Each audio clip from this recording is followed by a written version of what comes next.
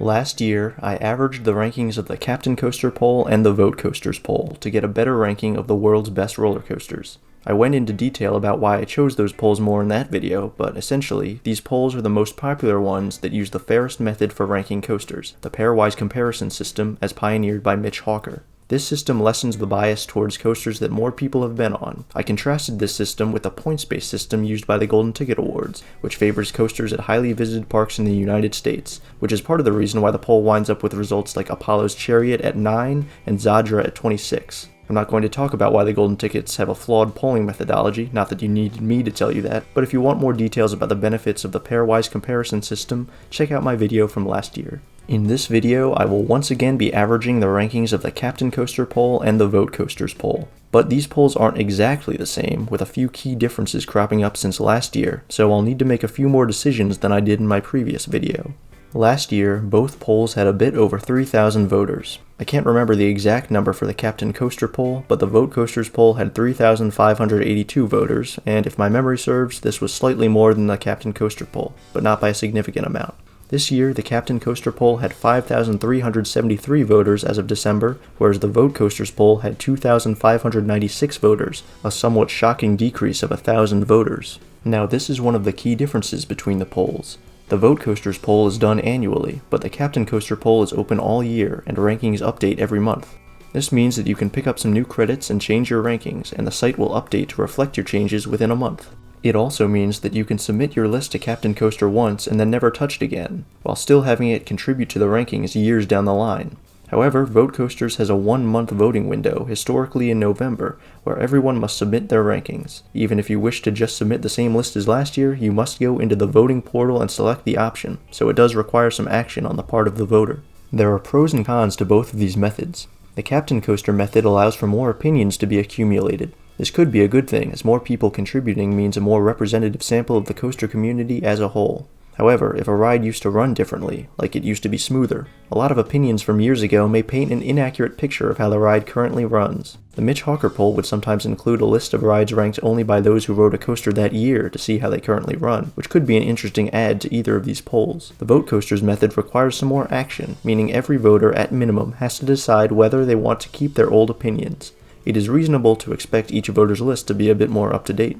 The question is, would you rather have a more updated list with fewer people, or a list with more people but more likely to be using data from years ago? The right answer probably depends on what you want to do with the data, but I'm not going to worry too much one way or the other. After all, the pairwise comparison system is designed to ensure that no matter how many people ride a coaster, a relatively accurate placement of the ride can be achieved. Now, it was announced on the Vote Coasters website that the poll would become a year-round poll similar to Captain Coaster in 2023. This will prevent rides from being lost between years due to low ridership, which is exactly what happened to one ride that made last year's combined top 50 list. I'll tell you which one in a moment.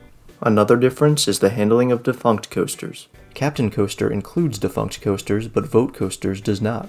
That affects another ride that made the combined top 50 from my previous video, Top Thrill Dragster. Last year, I included one coaster on the top 50 that was ranked by one poll but not the other, and that was Flash at Lua Adventure. This year, there are 3 rides that appear on one list and not the other that are in the top 50, and they are all ranked in the top 50 by Captain Coaster, while not appearing in the Vote Coasters poll. These rides are Top Thrill Dragster, Red Fire at Corsa Nadasi, and Dinoconda at China Dinosaurs Park, which was the ride that fell off the Vote Coasters ranking due to low ridership. I am making the decision not to include these rides for this list, but know that Dragster is 42nd, Red Fire is 48th, and Dinoconda is 34th on Captain Coaster as of December 2022. This is where we see some regional differences coming into play. Captain Coaster ranks more coasters in Asia that Vote Coasters does not. The Captain Coaster list includes rides like Hypercoaster at Land of Legends in Turkey at number 61, and Python in Bamboo Forest located in China at 77. Though I must add that this ride was included on the Vote Coasters poll last year, coming in at 216. In general, among rides that make both polls, Vote Coasters seems to be higher on coasters in North America, whereas Captain Coaster is higher on coasters from Europe and Asia. Vote Coasters thinks The Voyage is a top 10 ride in the world, but Captain Coaster has it outside the top 40. Meanwhile, Captain Coaster thinks Egenica is a top 10 ride in the world, but Vote Coasters has it outside the top 60. So, which poll is right? Well, these are great examples of why I wanted to average out the rankings in the first place. Clearly, these polls sample from different collections of people, which is why there are occasional large differences between the two.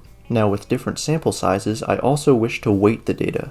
What I really want to weight is ridership, but unfortunately, Captain Coaster only provides the number of matchups a coaster has, not the number of people who have ridden it.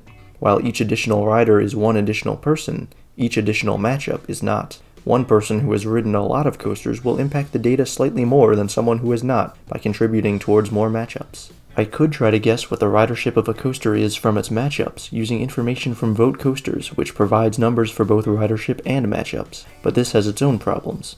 A coaster in the Vote Coasters poll with around 1,000 matchups could have anywhere from 100 riders to 600 riders, looking at this graph. That's a huge difference. Whatever I estimate could wind up being off significantly. So, even though I want to weight the rankings by riders, I'll have to use matchups, which I still prefer to not weighting the results at all. Now, a final note on Dinoconda and Red Fire, which are both in the Captain Coaster Top 50. One reason I am not including them is because their aggregate rankings are incomplete, but I also think if Vote Coasters did rank these rides, they would be significantly lower than their Captain Coaster ranking. There is precedent for Dinoconda, which placed 99th in the 2021 Vote Coasters poll, way below its ranking on Captain Coaster. But also, nearly every other coaster in Asia within Captain Coaster's top 80 placed at least 13 spots lower in the Vote Coasters poll. This is a subjective decision, but I prefer this option to allowing just one poll to determine a ride's ranking. If I reused Dinoconda's 2021 Vote Coasters results, it would come in between numbers 43 and 44 on the list you are about to see. So if you really think it should be included, and part of me does, that's where it would fall. Alright, let's get into the combined top 50 list. Number 50 is Puritan at Jers Summerland, an Intamin Megalite. Number 49 is Nemesis at Alton Towers, a B&M invert. Number 48 is Railblazer at California's Great America, an RMC Raptor. Number 47 is Phantom's Revenge at Kennywood, a Morgan Hyper. Number 46 is Goliath at Six Flags Great America, an RMC Woody. Number 45 is Phoenix at Knoebels, a PTC Woody. Number 44 is Leviathan at Canada's Wonderland, a B&M Giga. Number 43 is Flying Aces at Ferrari World, an Intamin Wing Coaster. Number 42 is Twisted Cyclone at Six Flags Over Georgia, an RMC Hybrid. Number 41 is Time Traveler at Silver Dollar City, a Mach Extreme Spinner. Number 40 is DC Rivals Hypercoaster at Warner Bros. Movie World, a Mach Hyper. Number 39 is Superman the Ride at Six Flags New England, an Intamin Hyper. Number 38 is Lek Coaster at Legendia, a Vekoma Bermuda Blitz. Number 37 is Flying Dinosaur at Universal Studios Japan, a B&M Flyer. Number 36 is Mako at SeaWorld Orlando, a B&M Hyper. Number 35 is Millennium Force at Cedar Point, an Intamin Giga. Number 34 is Iron Rattler at Six Flags Fiesta Texas, an RMC Hybrid. Number 33 is FLY at Phantasialand, a Vekoma Flyer. Number 32 is Pantheon at Busch Gardens Williamsburg, an Intamin Multi-Launch. Number 31 is Storm Chaser at Kentucky Kingdom, an RMC Hybrid. Number 30 is Geschwerdeskarnen at Hansa Park, a Gerstlauer Infinity Coaster. Number 29 is X2 at Six Flags Magic Mountain, an Aero 4D Coaster. Number 28 is Outlaw Run at Silver Dollar City, an RMC Woody. Number 27 is The Voyage at Holiday World, a Gravity Group Woody. Number 26 is Egenika at Fuji-Q Highland, an SNS 4D coaster. Number 25 is Wicked Cyclone at Six Flags New England, an RMC Hybrid. Number 24 is Shambhala at Port Aventura, a B&M Hyper. Number 23 is Hyperion at Energylandia, an Intamin Hyper. Number 22 is Helix at Liseberg, a Mach launch coaster. Number 21 is Skyrush at Hershey Park, an Intamin Wing Coaster. Number 20 is Expedition G-Force at Holiday Park, an Intamin Mega Coaster. Number 19 is Twisted Colossus at Six Flags Magic Mountain, an RMC Hybrid. Number 18 is T-Express at Everland, an Intamin Prefab Woody. Number 17 is Terran at Phantasialand, an Intamin Multi-Launch. Number 16 is Intimidator 305 at King's Dominion, an Intamin Giga.